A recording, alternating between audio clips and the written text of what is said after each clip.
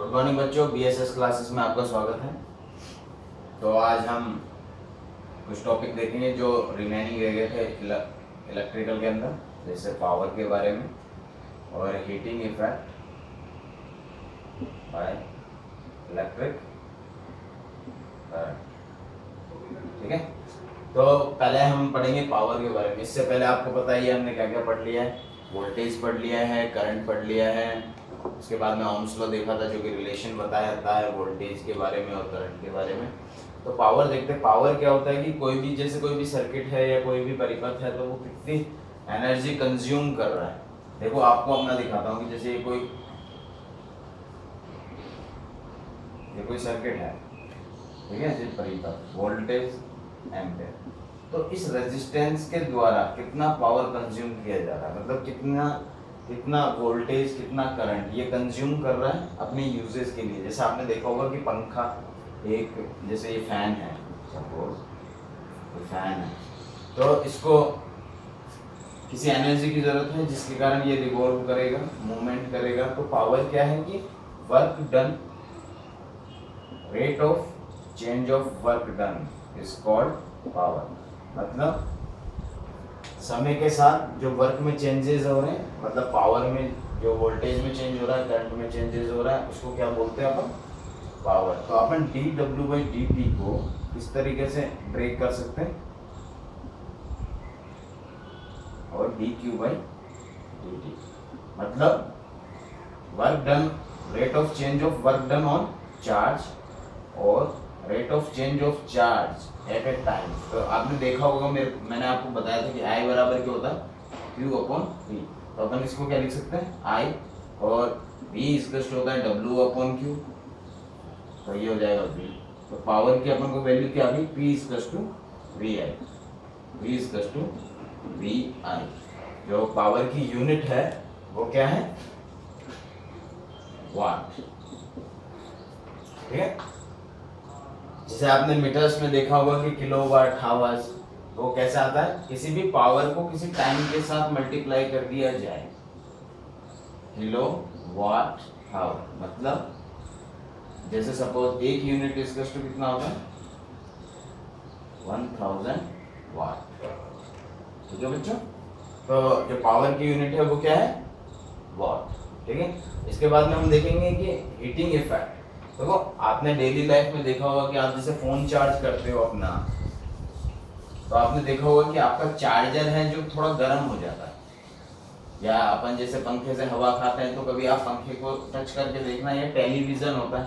जैसे आप काफी देर से टेलीविजन देख रहे हो तो आप देखोगे कि पीछे की तरफ से एक हीट सी महसूस होती है, मतलब वो गर्म हो जाती है।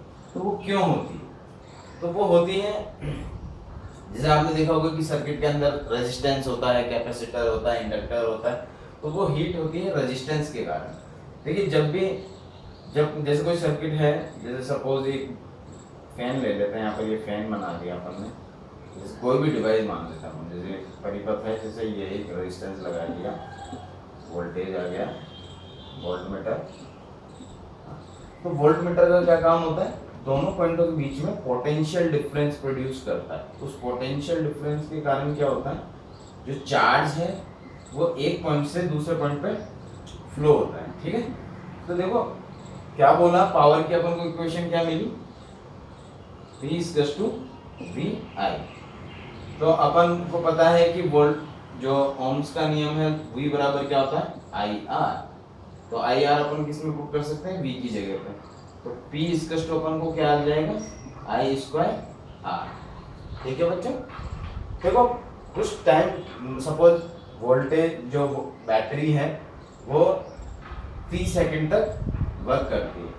तो आपने देखा होगा कि जो बैटरी है वो डाउन हो जाती है। जैसे आप फोन चलाते हो तो कुछ टाइम के बाद में बैटरी धीरे धीरे डाउन होने लग जाती है, और ज़्यादा देर अपन जैसे फ़ोन चलाते हैं तो आपको महसूस होता होगा कि आपका फ़ोन गर्म हो रहा है।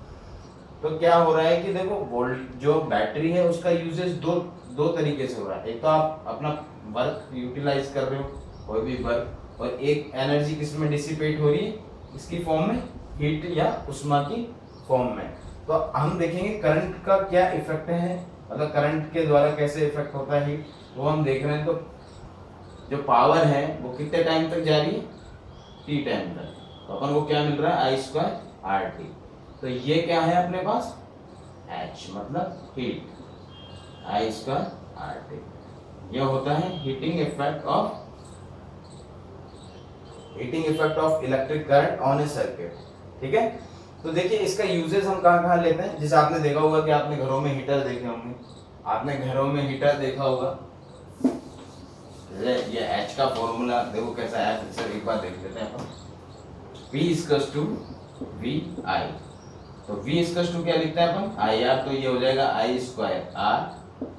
तो जो पावर है वो कितने टाइम तक डिसिपेट हो रही है किसी भी सर्किट के अंदर, टी टाइम तक। हम इसको टी से मल्टीप्लाई कर देते हैं सपोज, तो क्या हो जाएगा अपन को, आई स्क्वायर आर टी।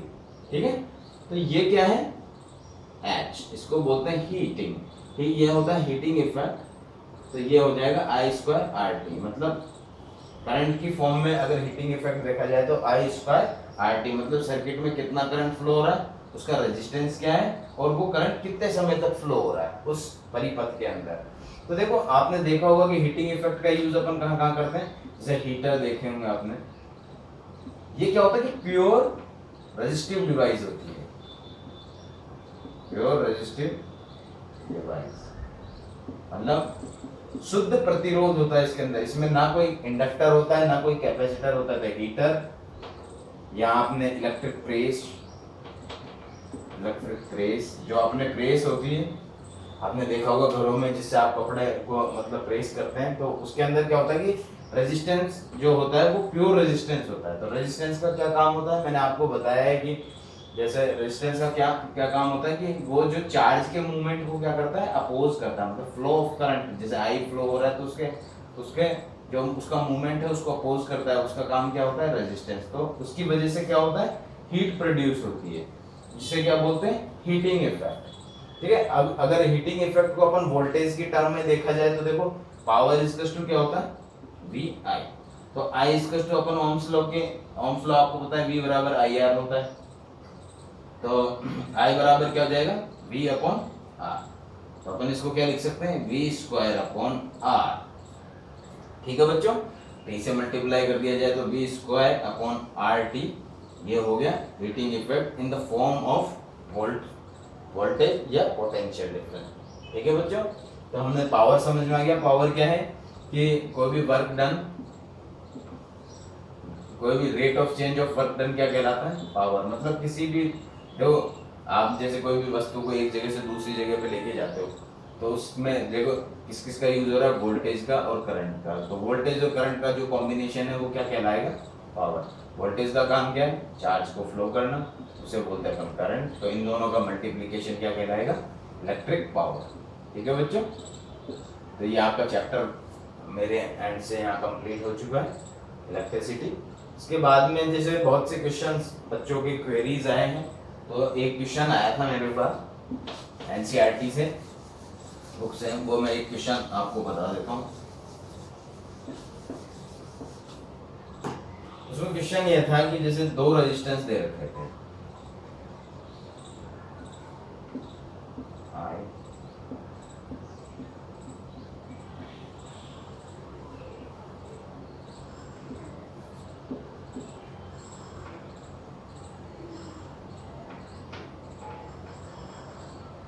इसमें पूछा था उसने कि इसके अंदर जो करंट की वैल्यू है आई, करंट की वैल्यू कितनी है, 60 वोल्ट की बैटरी की, कैलकुलेशन बहुत सिंपल हो जाएगा। इसमें पूछा था आई, और इसके अंदर पूछा था कि 2 ओम रेजिस्टेंस के बीच में जो वोल्टेज है उसकी वैल्यू क्या है, मतलब V1।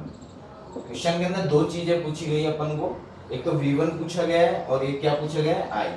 तो आई का आपको पता है कि मतलब जब भी आपको रेजिस्टेंस दे रखा है, वोल्टेज बैटरी या वोल्टेज दे रखा है, और करंट पूछ रहा है या करंट भी दे रखा है, अगर ये तीनों चीजें हैं तो आपको सीधा कहाँ क्लिक करना है अपने ब्रेन पे कि ओम्स लॉ लगाना है। तो V equals to I R. तो पहले तो आपको ये देखना पड़ेगा कि ये दोनों रेजिस्टेंस किसके अंदर है। तो आपको मैंने बताया था कि जैसे इसका राइट पार्ट है, ये लेफ्ट पार्ट है, ये इसका राइट पार्ट है, ये लेफ्ट पार्ट है। तो ये कौन सा कनेक्शन हो गया, लेफ्ट राइट, क्योंकि राइट से नहीं जुड़ रहा, लेफ्ट किससे जुड़ रहा है, राइट से। तो कौन सा कनेक्शन है, सीरीज कनेक्शन, मतलब श्रेणी क्रम, सीरीज कनेक्शन। तो इसका रेजिस्टेंस है जो टोटल रेजिस्टेंस वो क्या आएगा R1 प्लस R2। R1 की वैल्यू कितनी दे रखी है 2 और R2 की वैल्यू कितनी दे रखी है 4, तो 6 ओम इसका R टोटल आ गया। तो अपन को पहले करंट की वैल्यू निकालनी है, तो I equals to V upon R। Voltage की वैल्यू कितनी दे रखी है 16 वोल्ट, तो 16 अपॉन 6 बराबर 10 एम्पियर। ठीक है, ये यूनिट लगाना नहीं भूलना है बच्चों, इसके मार्क्स कट जाते हैं आपके एग्जामिनेशन के अंदर। तो आई की वैल्यू अपन को मिल गई 10 एम्पियर। तो अब आपको पता चल गया कि इस जो ये सर्किट है इसके अंदर कितना करंट फ्लो हो रहा है 10 एम्पियर। तो आपसे पूछा क्या गया था कि इस 2 ओम रेजिस्टेंस पे कितना वोल्टेज ड्रॉप आएगा। तो देखो आप यहाँ से देखोगे तो 2 ओम से कितना कितना एम्पियर करंट फ्लो हो रहा है 10 एम्पियर। तो आपको पता है कि V इक्वल्स टू क्या होता है I R, तो V1 इक्वल्स टू क्या हो जाएगा I R1, क्योंकि करंट तो सेम है इसके अंदर। तो I की वैल्यू कितनी है 10, R1 की वैल्यू कितनी है 2, कितना आ गया 20 वोल्ट। और जैसे अगर एडिशनल अपन V2 निकालना चाहें सपोज, तो V2 की वैल्यू क्या आ जाएगी I R2। R2 की वैल्यू कितनी है 4, I की वैल्यू अपन ने निकाली थी 10, कितना आ गया 40 वोल्ट। अगर देखो इसको वेरीफाई करना पड़े तो ये हो गया V1 और ये हो गया V2। तो देखो ये यहाँ पोटेंशियल डिफरेंस अलग है, यहाँ पोटेंशियल डिफरेंस अलग है। क्यों अलग है? क्योंकि इन दोनों की जो पॉइंट है वो कॉमन नहीं है। क्योंकि ठीक है, सपोज ये एक रेजिस्टेंस का एक ये 2 पॉइंट है, ये 2 पॉइंट है, तो इसमें वोल्टेज क्या होता है आपको पता है कि सीरीज के अंदर वोल्टेज डिफरेंट होता है, करंट की वैल्यू क्या होती है सेम होती है। तो इसको वेरीफाई करने के लिए अपन V इक्वल्स टू क्या लिख सकते हैं V1 प्लस V2। V1 की वैल्यू कितनी आई थी 20 वोल्ट, इसकी कितनी आई थी 40 वोल्ट, 16 वोल्ट। तो देखो यहाँ पर 16 वोल्ट। ठीक है बच्चों, तो एक ये क्वेश्चन था और एक और क्वेश्चन था, बहुत अच्छा क्वेश्चन है वो।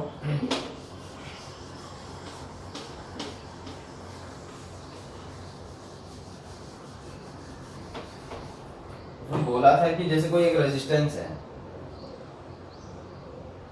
वो 50 ओम का एक रेजिस्टेंस, ठीक है, R इक्वल्स टू 15 ओम। तो उसको उन्होंने बोला कि 10 छोटे छोटे इस रेजिस्टेंस को 10 भागों में बांट दिया और उनको पैरेलल कनेक्शन में जोड़ दिया। जैसे 10 रेजिस्टेंस का पहले डिवाइड करेंगे इसको 10 से, तो कितना आ जाएगा 5, मतलब 5 ओम के रेजिस्टेंसों में डिवाइड किया इसको और उसको किसमें जोड़ दिए पैरेलल कनेक्शन में। सॉन 5, देखो 5 ओम 5 ओम 5 ओम 5 ओम ऐसे करके यहाँ भी 5 ओम, मतलब 10 रेजिस्टेंस को देखो, इसका राइट, इसका लेफ्ट, इसका राइट, इसका लेफ्ट, इसका राइट, इसका लेफ्ट, राइट राइट एक तरफ जुड़ रहे हैं, लेफ्ट लेफ्ट एक तरफ जुड़ रहे हैं। तो ये कौन सा कनेक्शन है पैरेलल कनेक्शन। तो इसका आपको पता है formula 1/R total equals to 1/R1 plus 1/R2 so on 1/R10। ठीक है, 10 रेजिस्टेंसों में बोला है उसने, तो देखो 1/5 प्लस 1/5 प्लस 1/5 प्लस 1/5 1/5 प्लस 1/5 1/5 कितने हो गए 1 2 3 4 5 6 7 8 9 10। एलसीएम लोगे तो क्या आएगा अपने पास 5 और यहाँ ऊपर आ जाएगा 1 plus 1 plus 1 plus 1 plus 1 plus 1 plus 1 plus 1 plus 1 1 2 3 4 5 6 9 10। ठीक है, तो क्या आ जाएगा 10/5। ये क्या है 1/R टोटल। तो देखो R टोटल की वैल्यू क्या आ जाएगी 5/10 बराबर 0.5 सॉरी 0.5। तो इसमें पूछा था उस क्वेश्चन ने कि जो पैरेलल कॉम्बिनेशन है और जो रेजिस्टेंस का है उसका रेशियो क्या आएगा R/R डैश। R डैश क्या है जो पैरेलल कनेक्टेड है, तो R की वैल्यू कितनी थी अपन के पास 15 और R डैश की वैल्यू कितनी थी 0.5, तो मतलब कितना आ जाएगा 500 सॉरी 100। ठीक है बच्चों, 100 ओम रेशियो आएगा। आगे आपको समझ में ये क्वेश्चन है आपका एनसीईआरटी बुक से लिया था मैंने, ये बच्चे की क्वेरी थी इस क्वेश्चन के अंदर। तो इस क्वेश्चन के अंदर क्या था कि 50 ओम को 10 डिवाइड किए और पैरेलल कनेक्शन में जोड़ दिया, और जो उसका टोटल रेजिस्टेंस है उसका रेशियो इसका रेशियो क्या आता है, तो 100:1 इसका आंसर निकला है।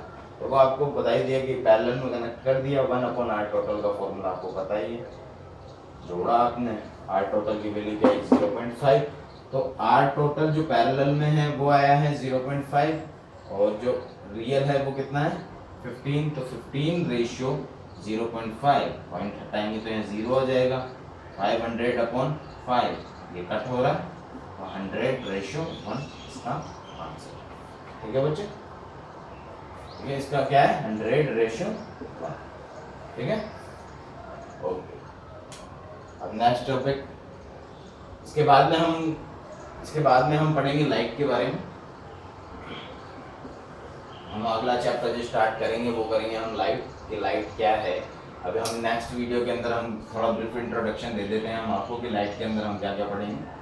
लाइट के अंदर पहले तो लाइट क्या है, लाइट मूव कैसे करती है, और रिफ्लेक्शन पढ़ेंगे, और शैडो के बारे में पढ़ेंगे। ठीक है बच्चों, उसके बाद में हम रिफ्रैक्शन देखेंगे, मिरर्स देखेंगे, और उसके बाद में हम लेंसेज देखेंगे। तो बहुत बड़ा चैप्टर है, 3-4 दिन चलेगा ये लाइट का टॉपिक। तो हम नेक्स्ट वीडियो अब लाइट का लेके आएंगे। और फिर भी जैसे अगर किसी की कोई क्वेरी रहती है अगर इलेक्ट्रिसिटी से लेकर, तो आप मुझसे पूछ सकते हो। ठीक है बच्चों, ठीक है, ओके, बाय।